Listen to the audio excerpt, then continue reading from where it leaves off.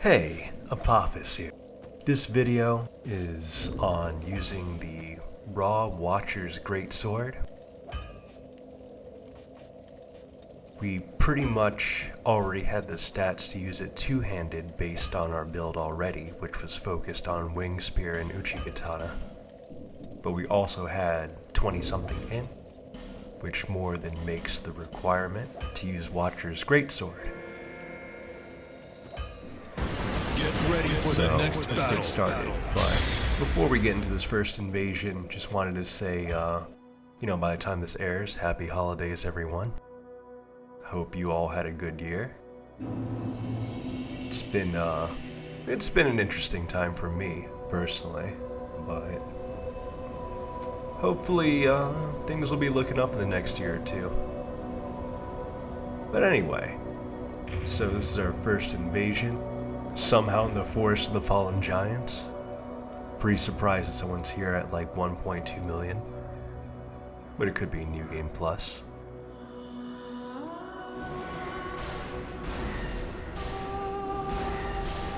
So our setup here is actually using 3 damage rings. We're using Ring of Blades +2, Sorcery Clutch Ring, and also Flynn's Ring. So this adds, I believe on this weapon, 90 physical flat damage and 30 magic damage. And the buff, I believe, is 20% of its base AR as magic damage. So as you can see, it does do a tremendous amount of damage. And so I'm using the Black Witch hat, which gives me a free spell slot. And I'm using that spell slot for Great Heal Excerpt in case, I have the opportunity to reset the match basically and restore my health to full. Considering that we don't need a buff, because our weapon already has a built-in one.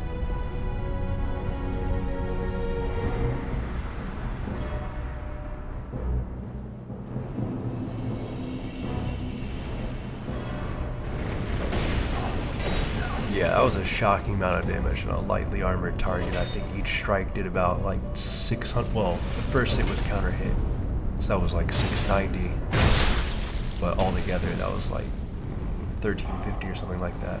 That's a lot of damage.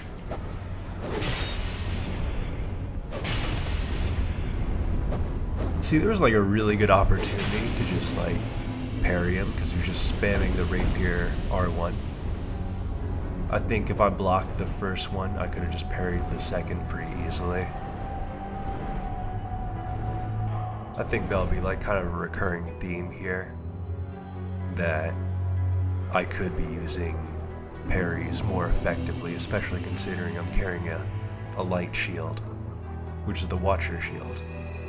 And we carry this shield so we can basically block a lot of dark and magic damage. Not that I use it, but that was the theory anyway.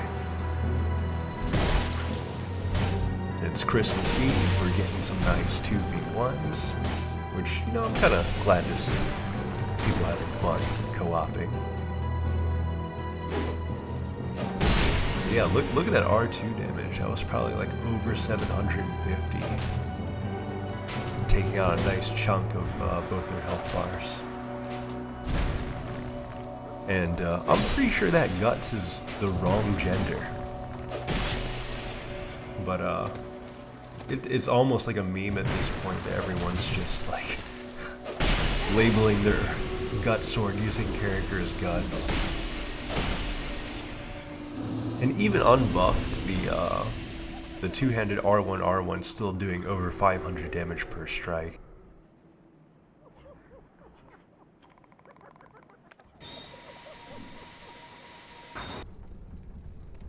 And here is a 3v1.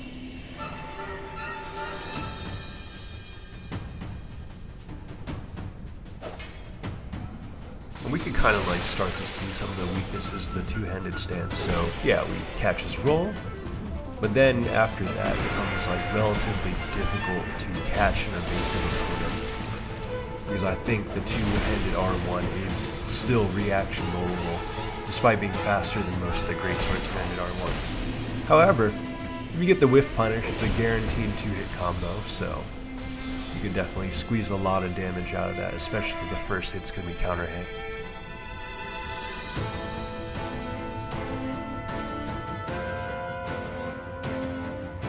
Here we have a guy using the lance, and this kind of like illustrates why I don't like the lance two-handed. So we miss a backstab there. And you can tell he wants to PvP because he's clearly using the old knight chest, which is a standard tryhard piece. So we whiff punish that first R1, well, his second R1, and then we get a dash attack and clip him on the back end. So that is something like pretty cool about Dark Souls 2. The backswing on a lot of your weapon arcs can hit opponents. And here's a match that I included because it's one of the few that I lost, but it's one where the mistakes are like kind of visible, especially because he's using a weapon of the same moveset.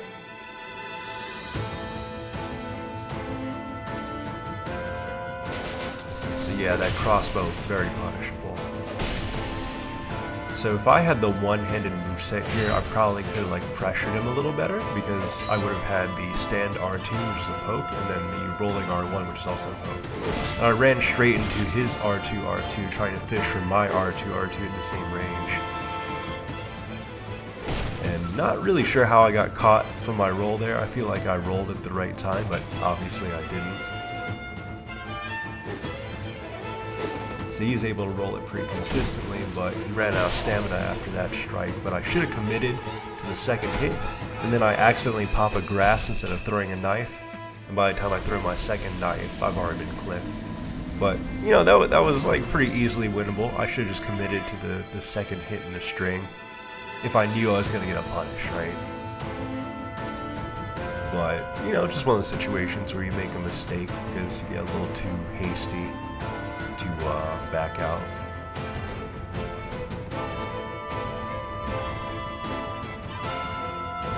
Yeah, for like a high damage, slower weapon like this, like, if you feel like you have the initial hit, you should definitely commit to it.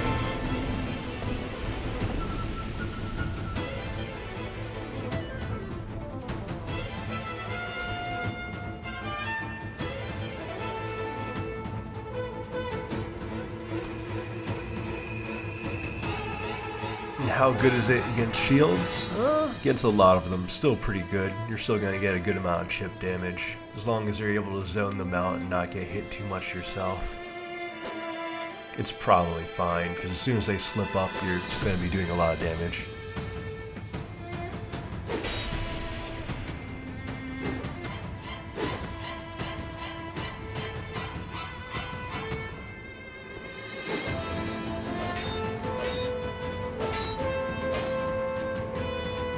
And I think he ran out of stamina there. Again, another situation where I should have committed to a second attack.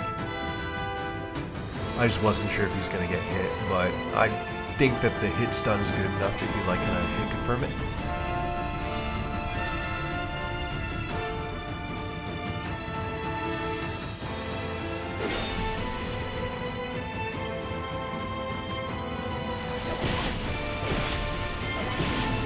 And somehow the third attack roll caught him. I was kind of gambling with that, but I had a full life bar, so it really didn't matter if I whiffed, to be honest. So now I swapped to a dedicated Moonlight / Raw Watcher sword build, so pretty much using the minimum int and 25 vitality so we can wear heavy armor without having to use Ring of Giants. So that lets us use the grass to get more stamina regen, despite having a lot more defense and poise. So we have 96 poise, and we can tank most one-handed weapon attacks.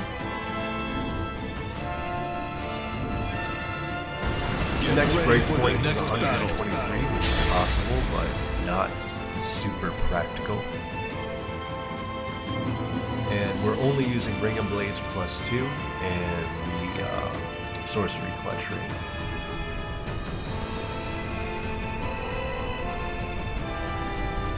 And I feel like while this does do less damage, like when buffed, like the damage loss is only like maybe like 30 points per hit, which is pretty negligible. And as you can see there, you know, even though we have poise, you can still get your poise broken if they mash hard enough. That is a possibility.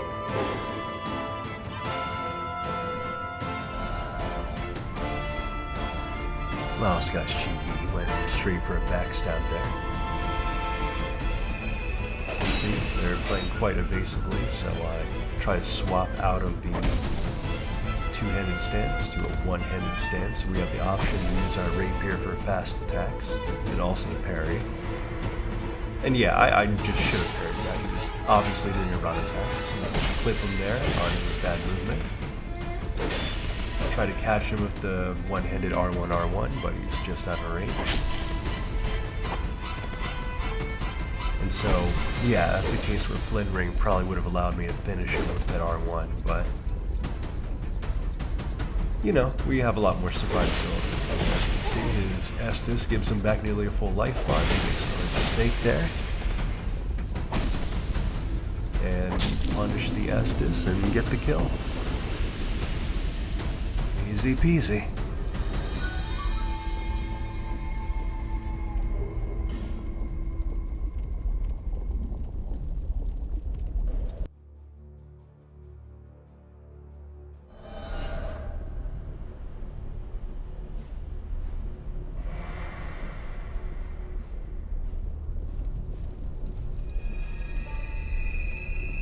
This is another battle where I kind of like make a bunch of mistakes, but we'll still go over it. So this guy really wants to win. He has a bandit axe. He's using old knight armor. So we got a good trade there. I didn't actually expect him to keep mashing. We get another trade, so that's pretty good. I'm not really sure why I did that. I think I was trying to like turn around and press R1, but I just wound up pressing R1 against the wall. Run into another attack on accident. He blocks the roll R1. Pretty good.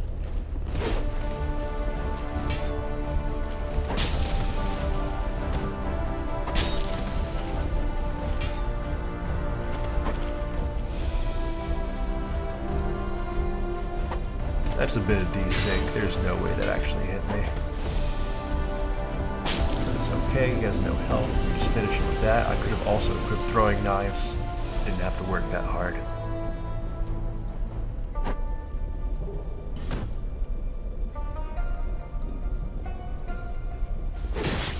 And here's one where the opponent is using a way faster weapon than me, and I was trying to test to see if like basically there's an opportunity to punish between attacks, like basically retaliate my own attack, but there's really not.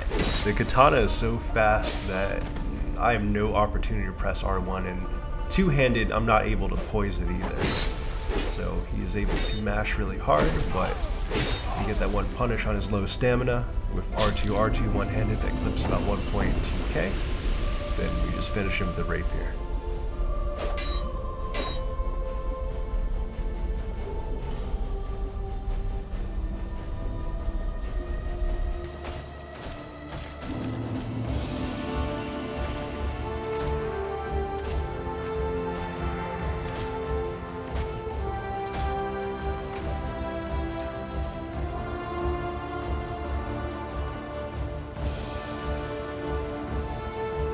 And yeah, look how little damage they're taking with all that armor. Yeah, when buffed, the backstab is about 1,000 there, so that's pretty good. And I guess now it's time for a rating. So, two-handed, it's kind of gimmicky. It does hit extremely hard, but it's very difficult to hit an evasive opponent, especially without a good offhand option to either pressure them or cover your weak side. So, two-handed, I'd probably give it like 6.5 out of 10. However, if you have it in one-handed stance, you get the great R2 punish. you have a good arc on your R1s, and then you could use like a rapier in your offhand, or a spear, or some other weapon that's like pretty fast and also covers that thrusting range. So at that point, you're able to leverage the power of the Watcher Greatsword when buffed. But you also have options to cover your weaknesses. So I think if you're pairing it with another weapon, let's just say rapier, probably give it like a 7.5 out of 10. Where it's actually extremely usable. It's not top tier, but it does do a lot of damage as a stylish moveset. And, it's not a weapon you see all the time. So yeah, that was it for this video. I'll see you guys on the next one, and remember to like, comment, and subscribe if you want to see more. So I'll see you guys another time.